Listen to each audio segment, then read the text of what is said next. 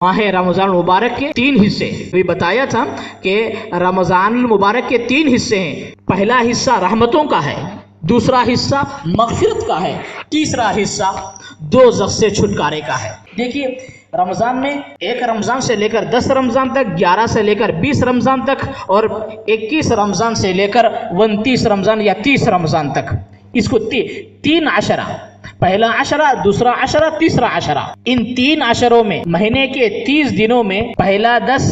दूसरा 10, तीसरा 10, लेकिन ये आखिरी 10 दिन की फजीलत पहले 20 दिन की फजीलत से ज्यादा है। इस चीज को समझे। रमजान में रोजे रखना है, तरावी पढ़ना है, कुरान मजीद की तिलावत करना है और साथ साथ में आखिरी रमजान के आखिरी 10 दिन की फजीलत ज्यादा है, क्योंकि आखिरी अशरा, आखिरी 10 दिन में 2 मखसूस उमूर हैं। एक आखिरी 10 दिन का एतिकाफ सुन्नत है, मर्द मस्जिद में, औरतें घरों में इस सुन्नत को जिंदा करें। हुजूर सल्लल्लाहु अलैहि वसल्लम मस्जिद में एतिकाफ फरमाते थे,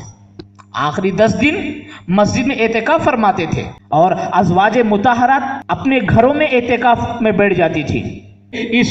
सुन्नत को जिंदा करने की कोशिश करें। अल्लाह ताला इतने साल हमें जिंदगी दिए हैं तो हम 1 साल तो कम से कम जिंदगी के अंदर जो है हम शुरू करें कि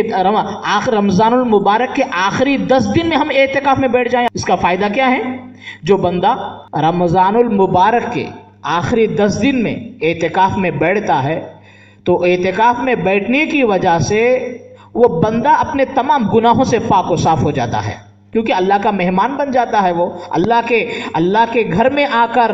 अल्लाह के लिए, अल्लाह की रज़ा के लिए, अल्लाह को पाने के लिए, अल्लाह से अपना कुर्ब और अल्लाह से अपना ताल्लुक़ को जोड़ने के लिए अपने तमाम चीज़ों को छोड़कर वो अल्लाह के घर में आकर बैठ जाता है। तो फिर अल्लाह ताला भी रमज़ान मुबारक का वो आखिरी अशरा एतिकाफ के लिए जो आया था कि 10 दिन ख़त्म होने से पहले पहले अल्लाह ताला उस बंदे की मग़फ़िरत कर देते हैं। ये एतिकाफ की फजीलत है और ये एतिकाफ जो सुन्नत है वो आखिरी 10 दिन में है, इस एतबार से इसकी फजीलत ज्यादा है। इसी तरह आखिरी 10 दिन में और एक चीज रमज़ान मुबारक की एक अहम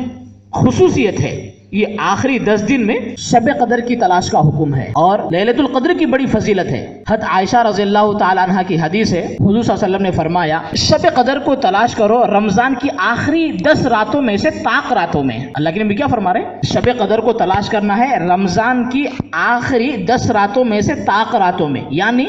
रमजान की 21वीं रात, 23वीं रात, 25वीं रात, 27वीं रात, 29वीं रात, इन 5 रातों में शब कदर को तलाश करें। यही 5 रातें हैं जिनको ताक रातें कही जाती हैं। शब कदर को तलाश करो। आज हम जो बनाते हैं 27वीं रात जब होती है तो लोग शब कदर शब कदर शब कदर समझकर सारे लोग नहा धोकर जो बैठ जाते हैं और मुकम्मल तौर पर जो है वो फैसला करते हैं आज ही शब कदर है, जबकि हदीस के अंदर किसी एक रात में की कोई सराहत नहीं है, बल्कि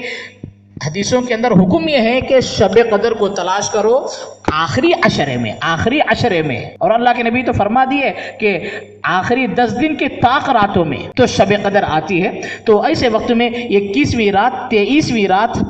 25वीं रात, 27वीं रात, 29वीं रात, इन रातों में खुसूसन इबादत के लिए तैयार हो जाना है। शब कदर की तलाश कैसे करें? यानी शब कदर को तलाश करने का मतलब ये है कि आखिरी 10 दिन में तो हम रोजा रखते हैं, रातों में कुछ इबादत की मिकदार को बढ़ा लें। अल्लाह के नबी अलैहिस्सलातु वस्सलाम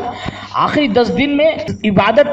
ज्यादा करते थे, इबादत की मिकदार हुजूर की बढ़ जाती थी। तो शब कदर को तलाश करने का मतलब ये है कि ये ताक रातों में 21, 23, 25, 27, 29वीं रातों में दूसरे दिनों के मुकाबले में इन रातों में कुछ इबादत ज्यादा कर लें। मेरे भाइयों, लैलतुल क़द्र खैरुम मिन अल्फ शहर, अल्लाह ताला फरमा रहे हैं कि 1000 महीनों की इबादत से भी ज्यादा फजीलत वाली जो है रात है ये। आज हम जिंदगी में ऐसे मौके आते हैं, कितने रात हम जो है दावतों के एतबार से, हॉस्पिटलों के एतबार से और जो है रमजान मुबारक के दुकान के एतबार से, कपड़ों के, चप्पल के, मार्केट के, जब गिराक का वक्त आता है तो दिन रात हम उसमें खपा देते हैं। दुनिया की हुसूल के लिए, दुनिया की कमाने के लिए اور دنیا کے لیے سفر جب ہم کرتے ہیں تو پھر اپنے خواہشات اور اپنی ضروریات اپنی خوشیوں کے لیے جب جاتے ہیں راتوں میں ہم جاگ جاگ کے جاتے ہیں میرے بھائیوں یہ تو 1000 مہینوں سے زیادہ فضیلت والی رات ہے اس کی جو بڑی فضیلت ہے اور اللہ تعالیٰ اس رات میں فرشتوں کو زمین پہ بھیج دیتے ہیں اور اللہ تعالیٰ کی خاص تجلی پہلے آسمان پہ آتی ہے اور دنیا میں جبرائیل امین فرشتوں کے ساتھ ساری دنیا میں پھیل جاتے ہیں جو بھی بندہ یا بندی دعا کرے گا تو اس کی دعا پر فرشتے آمین کہیں گے جب فرشتوں کی آمین دعا پہ ہوگی تو اللہ تعالیٰ اس کی دعا تو ضرور قبول ہو جائے گی تو اتنی بڑی فضیلت والی رات ہے اور ایسی رات کو جو ہے ہم کیا کرتے ہیں مختصر عبادت کر لی اور سو جاتے ہیں تو بس یہ غفلت کی زندگی ہے یہ غفلت کی زندگی ہے یہ جاہلانہ زندگی ہے تو میرے بھائیوں ہم کوشش کریں ہمارے دل میں جذبہ اور داعیہ شوق ہو رغبت ہو کہ ہمیں جو ہے یہ رات نصیب ہو جائے اس کے لیے ہمیں کچھ جو ہے عبادات کے لیے کچھ تیار ہو جانا ہے طاقت کے بقدر جتنا ہو سکے عبادت کر لیں تو اس رات میں نمازیں نفل نمازیں پڑھے قرآن کی تلاوت کرے ذکر کرے استغفار پڑھے درود شریف پڑھے پہلا کلمہ تیسرے کلمے کا ورد کرے اللہ کی خوب تعریف کرے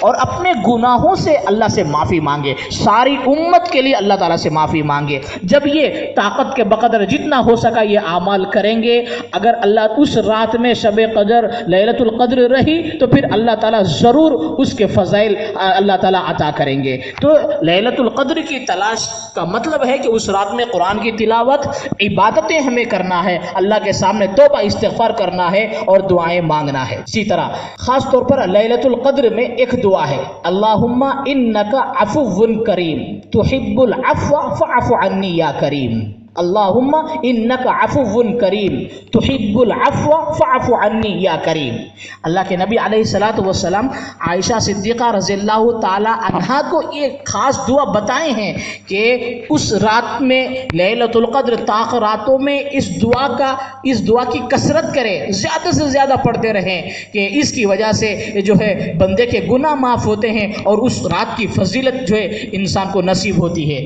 تو لہٰذا بڑے خوش نصیب ہیں وہ لوگ جن کو یہ مبارک رات نصیب ہو جائے بڑے خوش نصیب ہیں وہ لوگ جن کو یہ رات نصیب ہو جائے کیونکہ 1000 مہینوں سے زیادہ فضیلت والی رات ہے جس کو یہ نصیب ہو گئی اس کی مقدر چمک گئی جس کو یہ نصیب ہو گئی اس کی مقدر چمک گئی دنیا وہ آخرت بن گئی لہٰذا اس رات کو پانے کی دل میں خوب تمنا رکھے اور ان راتوں میں عبادت کرے اللہ تعالیٰ سے دعائیں مانگے